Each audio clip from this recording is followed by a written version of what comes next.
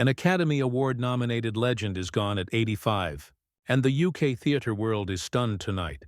A woman whose voice once lit up entire stages, whose timing could turn a single sentence into electricity, has taken her final bow, quietly, peacefully, far from the cameras she once owned. And while her family wants the world to remember her at the height of her powers, there's a detail behind her final days few people knew. Because the battle she was fighting wasn't a headline. It was Parkinson's, a long, exhausting private struggle, carried with grace. But this is only the beginning of the story, because the way she lived, and the way she changed British theatre forever, is something most people still don't fully understand. Her family announced she passed away peacefully in her London care home, the kind of gentle ending every performer hopes for, but rarely gets. They revealed she had been living with Parkinson's disease for several years, but she never used it as a headline, never wanted pity, never wanted the attention shifted toward her illness instead of her work. They described her exactly the way millions remember her: joyful, full of energy, witty, observant, and somehow brighter than the world around her. They're asking the public to remember the version of her we all fell in love with, the powerhouse on stage, the woman who made an entire audience feel like she was speaking directly to them. But her path to becoming an icon wasn't a straight line. She was born in Devon, raised near Liverpool, far from Hollywood, far from red carpets, far from the idea that she'd one day become one of Britain's most recognizable faces. In fact, acting wasn't even the plan. She started as a teacher, a normal life, a stable job, and yet something inside her refused to settle. She switched lanes. She took the leap into theater, and she fought through the rejection years most fans have never heard about. Her West End debut came in 1965, Passion Flower Hotel, and it wasn't glamorous. It was grind. It was repetition. It was survival. And there's a detail buried in her early career that still blows people's minds today. Because she appeared in a Doctor Who episode in 1967, and they offered her 39 more episodes. She turned them down. She said it felt like a prison sentence. Nobody at that time could have predicted where that courage to say no would lead her. And then came the role that changed everything. Shirley Valentine. That was the ignition point. The explosion. London in 1988, a one-woman play that nobody expected to become a phenomenon. But she walked onto that stage alone, and transformed an empty theater into an entire universe. Then came Broadway. Same power, same lightning, same unstoppable presence. And then the film in 1989, and suddenly she wasn't just a respected actress, she became a cultural force. The Oscar nomination, the Tony, the Golden Globe, the BAFTA.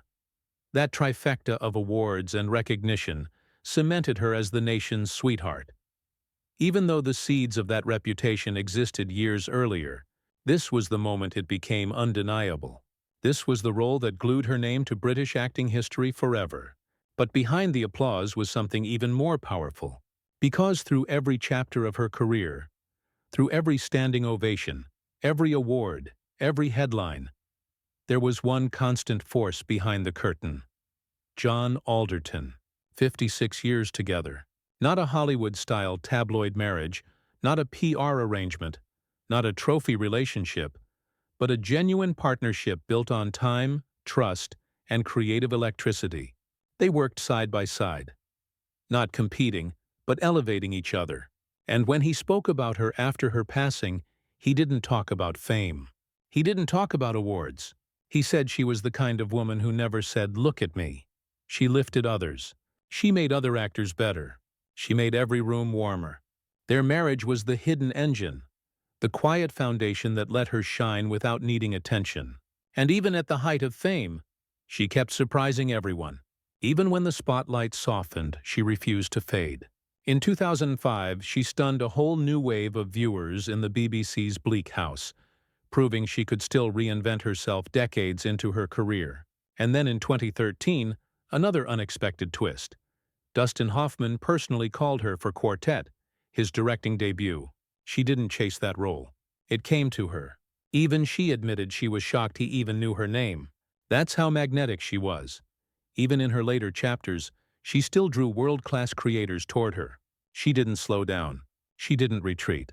She kept working deep into her later years, still hungry, still curious, still addicted to the next script.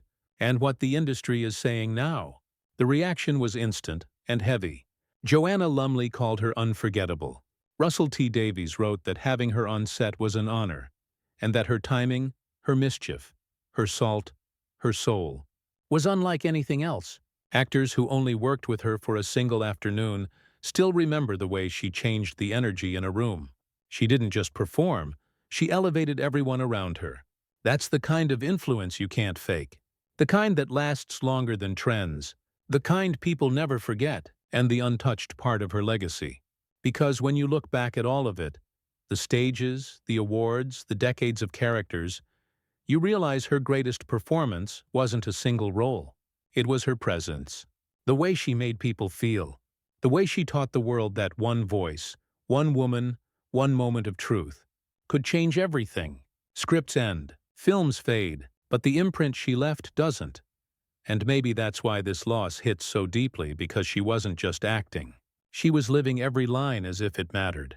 So now the question is simple and personal. Which performance of Pauline Collins lives in your memory the most?